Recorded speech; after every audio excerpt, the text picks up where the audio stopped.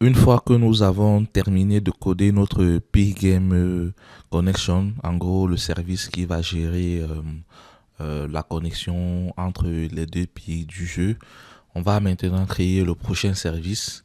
Ce prochain service, en fait, c'est celui qui va gérer le tableau de bord, dans le déplacement des pions, ainsi même que l'initialisation et la disposition des pions sur le tableau de bord. Bon, sans plus tarder, on va créer ce service-là, toujours dans notre fameux répertoire Tic-Tac-Toe. Et ce service, on va l'appeler Tic-Tac-Toe Bot.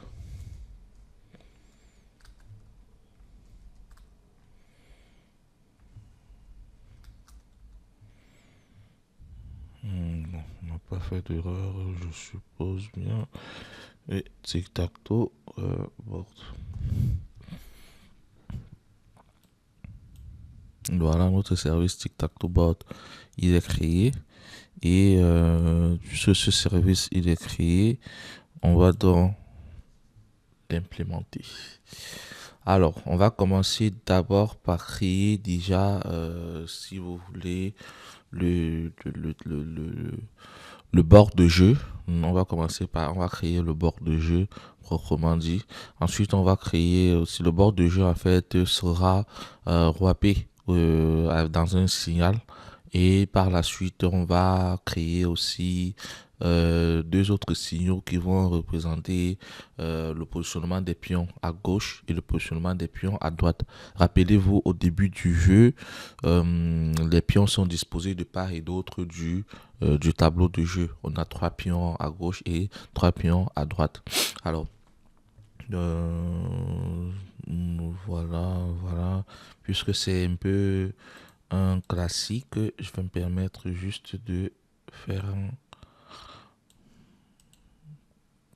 dossier et je vais mettre là et ensuite expliquer. Voilà. Et normalement, c'est bon. Alors, qu'est-ce qui se passe là? C'est que on a initialisé en fait le bot qui est constitué des 9 cases. Hein, voilà les 9 cases sur lesquelles les joueurs déplacent les pions. Voilà, ce board en fait va contenir, est censé contenir soit si vous voulez un pion de type sec, soit un pion de type square, ou alors ne contient rien. Il a tout simplement, son contenu est tout simplement nul. Le board en fait c'est un tableau à deux dimensions. Voilà, qu'on pourrait le constater là. Le board c'est un tableau à deux dimensions de taille 3 x 3 et ce board en fait on l'a encapsulé dans un signal en fait. Donc, les pièces de gauche, les FPS, c'est des pièces de type, ce sont des cercles en fait, et les pièces de droite, ce sont plutôt des carrés.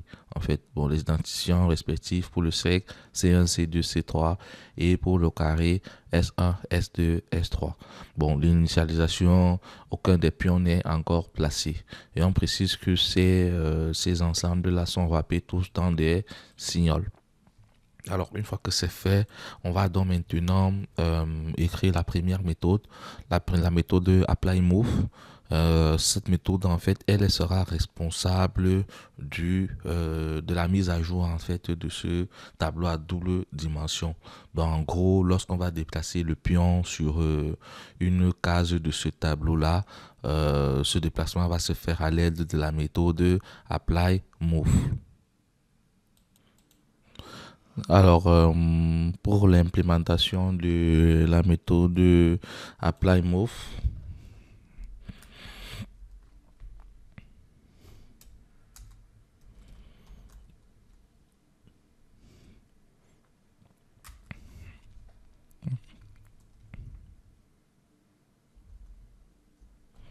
la méthode elle est de type void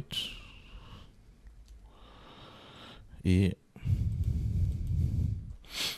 voilà, on va définir une constante locale qui sera égale au board Euh, voilà. Bon, tableau contenu dans le signal. Bon, voilà. Normalement, barre de. Voilà. Et ensuite, on va tester déjà si le pion contient un from. Ça veut dire si c'était un pion déjà quelque part dans l'une des cases du tableau.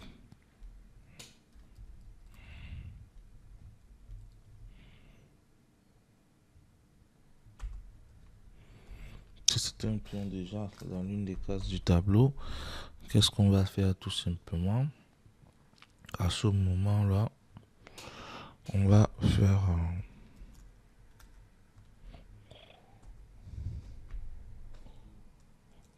on va commencer déjà d'abord par, puisqu'il s'agit d'un déplacement, par mettre la case initiale à nul. Et pour ça, on va faire board move. Point. Oh, est-ce que je peux from point y et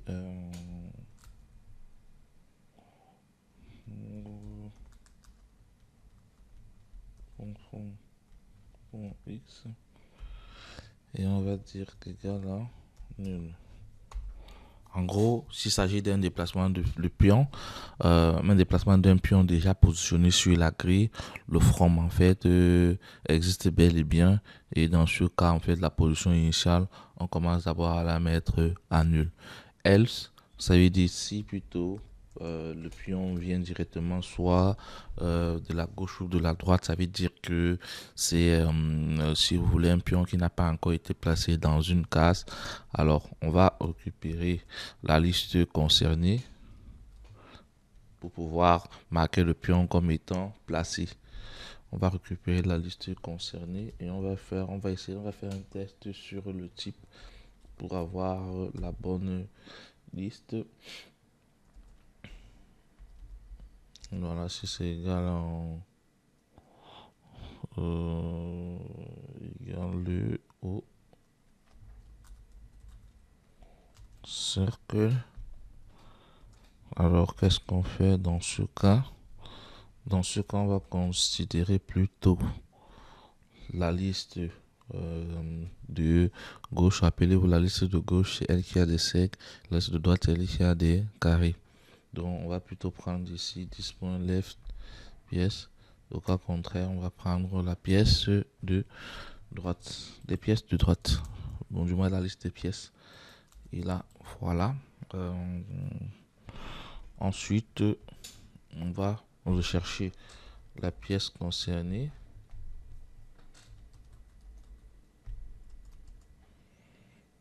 On va faire une liste.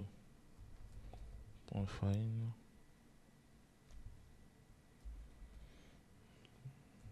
Point find.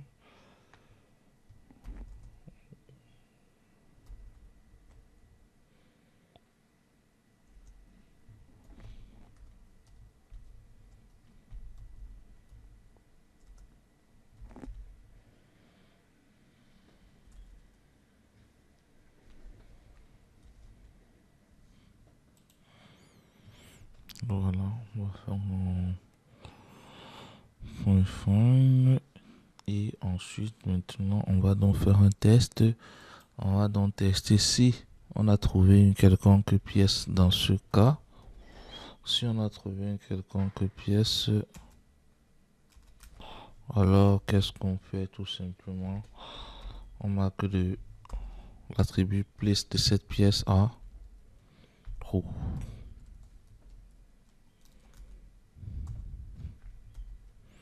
Voilà, au cas où la pièce ne serait pas une pièce déjà positionnée. Et une fois qu'on a fait ça, voilà, on revient là pour faire le reste, en fait, tout simplement positionner en fait le type dans la case la case d'arrivée. En gros, vous avez déplacé un pion d'une case ayant des coordonnées A, B vers une case ayant des coordonnées A', B'. Une fois qu'on a fait cette première vérification-là, par la suite, donc maintenant, on marque bien évidemment que la case d'arrivée contiendrait désormais un pion de tel type. C'est là toute la simplicité du truc.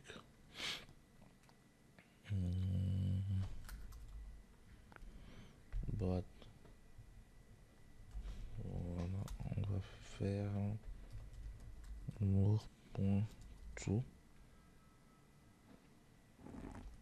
y.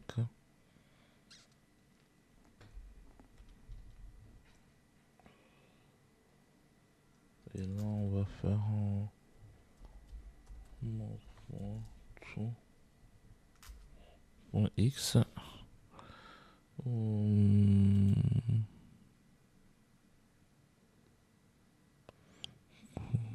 X, et ici on va dire égal à tout simplement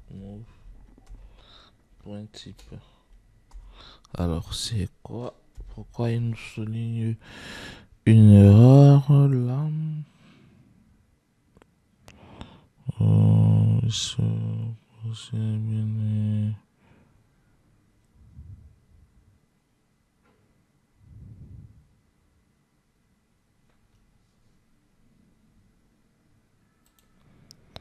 Alors là on voit qu'on a déclaré le tout comme étant optionnel.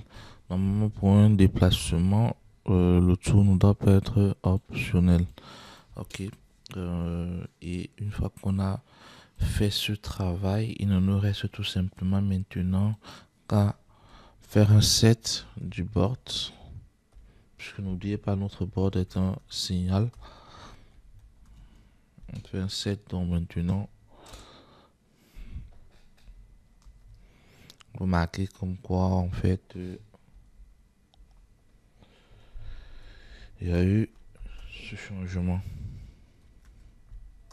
On va faire un map et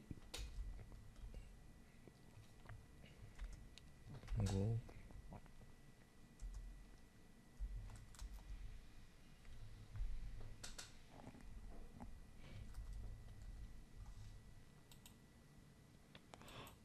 Non.